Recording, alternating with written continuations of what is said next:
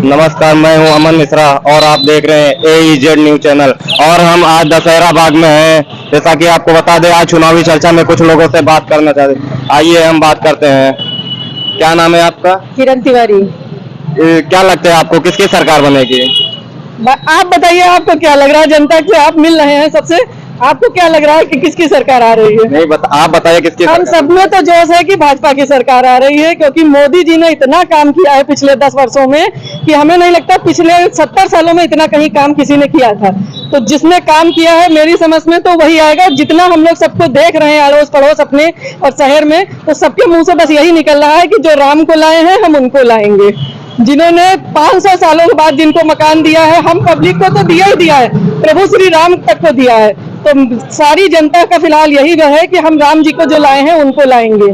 और बाकी हमारी बहनें लगभग खड़ी हैं। हमें नहीं लगता है कि कोई भी ऐसी समस्या होगी जो हम लोगों की मोदी जी ने हल ना की हो बिना हमारे कुछ कहे। हम लोगों को आवास भी मिला है, शौचालय मिला है, राशन मिल रहा है, स्वास्थ्य सुविधाएं मिल रही हैं। बहुत सी ऐसी है, अगर हम गिनाने बैठेंगे तो हमें लगता है हमारा समय कम पड़ जाएगा। पर कांग्रेसी कहते हैं, कांग्रेस वाले, कि मोदी जी ने देश को बेचा है।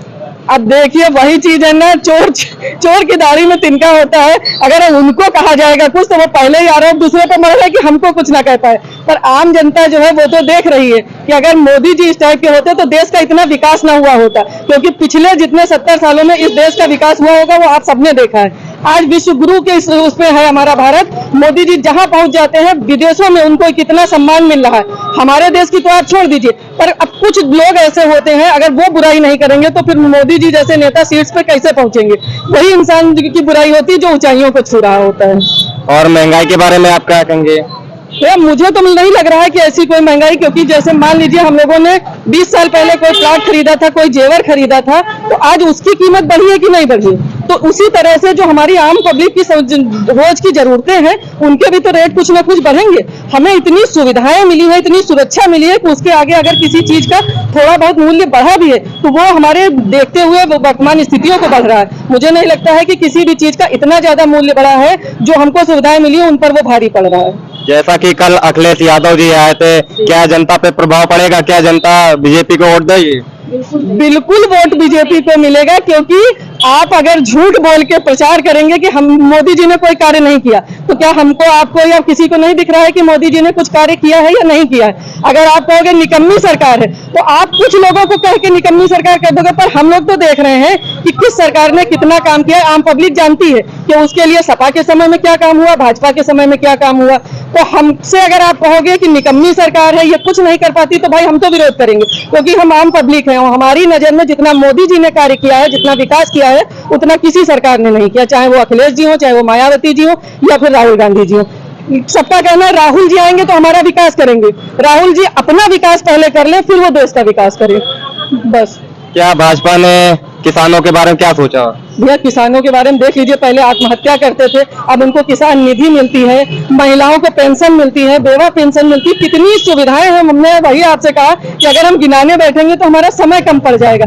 आप गांव गांव जाके पूछ लीजिए, शहर शहर पूछ लीजिए, हर एक व्यक्ति जो वाकई में नमक हलाल है वो तारीफ ही करेगा। बाकी जो नमक हराम है वो रहेंगे मोदी जी के दिए घर में, खाएंगे मोदी जी का दिया हुआ राशन, स्वास्थ्य सुविधाएं मोदी जी की लेंगे और उन्हीं की बुराई करेंगे, क्योंकि वो नमक हराम लोग हैं। मेरी समझ में तो ऐसे लोगों को पाकिस्तान भेज देना चाहिए। जैसे जिनका कहना है कि ये निकम्मी सरकार है, नरकारा सरकार है, तो मेरा तो योगी जी से निवेदन है कि जैसे वो पत्थरबाजों को पहचान के उनसे वसूली किए, उसी तरह जो ये निकम्मी और नकारा सरकार कह रहे हैं, उनसे जो मौजूदा ये सुविधाएं ले रहे हैं लोग, घर मकान की, दवाओं की, बस उनसे वंचित कर दिया जाए कि आपकी सरकार जब आए तो आप उससे सुविधाएं लीजिए, हमारी सुविधाएं आप छोड़ दीजिए। युवाओं का पेपर लीक होने से क्या सरकार इस बार युवाओं को शिक्षित देगी? भैया, इससे पहले भी बहुत बार पेपर लीक हुए, तब तो भाजपा की सरकार नहीं होती थी, क्या तब इतना बवाल हुआ? अगर मान के चलिए पूरा परिवार हम चलाते हैं तो कहीं ना कहीं किसी से थोड़ी बहुत त्रुटि होती जरूर है। इसका ये मतलब नहीं कि पूरा परिवार बेकार है। परिवार में ये काम, इससे पहले भी पेपर लीक हुए हैं और भी बहुत सी समस्याएं हुई हैं। एक ये मान लीजिए, इतनी सारी सुविधाएं, इतनी अच्छाइयों की जगह अगर एक जरा सी कमी निकलती तो क्या हम उस कमी को लेकर देंगे? हर सरकार में कुछ ना कुछ प्रयास करती है।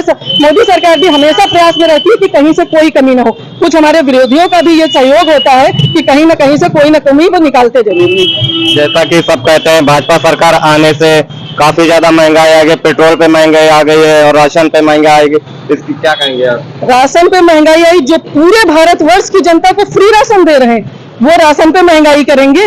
आप यही तो कह रहे हैं, आप 19वीं सदी और हम अगर 21वीं सदी 20वीं सदी जिस हिसाब से पीढ़ी दर पीढ़ी बढ़ते जा रहे हैं, पहले दूध हम लोगों की मम्मियों के समय में 1 रुपए किलो 2 रुपए किलो मिलता था, तो क्या अब हम चाहेंगे कि उस वही रेट में हमें दूध मिले? भाई जिस प्रकार से अब बढ़ रहा है समय, उसी प्रकार से रेट भी बढ़ रहे हैं चीजों के। तो अकेले ये मोदी सरकार की वजह से किसी चीज के रेट नहीं बढ़ रहे हैं। अगर उनके रेट बढ़ने ही होते, दालों के रेट या सब्जियों के, हम कह रहे हैं किसी भी चीज के, मेरी समझ से तो बाकी सरकारों की अपेक्षा हम लोगों ने काफी अच्छा समय भाजपा सरकार ने निकाला। वरना कोरोना काल में जो महामारी हम लोगों के बीच फैली थी, उसमें तो त्राही त्राही मच गई होती अगर भाजपा सरकार ना होती, उसने ना संभाला होता। फ्री राशन दिया, फ्री वैक्सीन दी, इतना अगर कोई दूसरी सरकार होती ना करा पाती। इससे पहले कितने दंगे भड़कते थे। राम मंदिर का निर्माण भी हो गया, फैसला भी आ गया, एक बूंद खून नहीं निकल बहा, और केवल जरा जरा सी बात में दंगे और खून फसाद दुनिया भर का काम होता था। अब ये मोदी जी की और योगी जी की ही देन है कि सारे काम शांति से निपट जाते हैं, न कहीं दंगा होता है न कहीं फसाद। आज हम लोग इतनी रात में यहाँ खड़े बोल रहे हैं आपके साथ, तो ये भी योगी जी और मोदी जी की देन है कि हम निश्चिंत यहाँ पर खड़े हैं। वरना जैसे ही शाम होती थी हम लोगों के घरों से फोन आने शुरू हो जाते थे, अब शाम हो गई, अब घर आइए। तो अब ये स्वतंत्र रूप से हम लोग घूम रहे हैं। महिलाओं को इतना योगी जी सम्मान दे रहे हैं, मोदी जी सम्मान, कि बखान करते नहीं बन रहा है। जितना सम्मान हम लोगों को मिला है मोदी सरकार में, उतना किसी सरकार में नहीं मिला।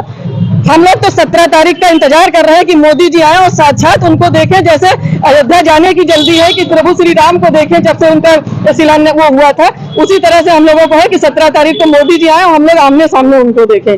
क्या आप धर्म देख के मोदी जी को वोट देंगे या चेहरा देख? की बात नहीं भैया, हिंदुस्तान सनातनी है। हमारा सनातन धर्म हिंदुस्तान से ही है, पाकिस्तान से नहीं है। हम यहाँ की धरती पे हैं तो हम सनातनी हैं, प्रभु श्री राम को ही मानेंगे। और अगर मोदी जी ने हमारा सहयोग किया है या हमें वो सनातन को मानते हैं, तो इसमें कोई बुराई नहीं है। देखिए, इससे पहले होली होती थी, दीपावली होती थी, तो पानी लाइट इतनी कटती थी, पर ईद बकरीद में पानी फुल। हम ये नहीं कहते आप उनको ना दे, पर सभी धर्मों को सम्मान करें। मोदी जी सभी धर्म का सम्मान कर रहे हैं। और अगर मोदी जी राम जी को लाए हैं, तो हम सनातनियों का ये अधिकार था, क्योंकि हमारी भारतवर्ष की धरती सनातन की धरती है। और उस पर अगर राम जी आए हैं, तो हम लोगों के लिए ये सौभाग्य की बात है कि मोदी जी जैसे युग पुरुष आए हैं, जिन्होंने राम जी को लाने का कार्य किया। AEZ न्यूज चैनल को सब्सक्राइब करें, बेल आइकन प्रेस करें और सबसे पहले खबर पाएं।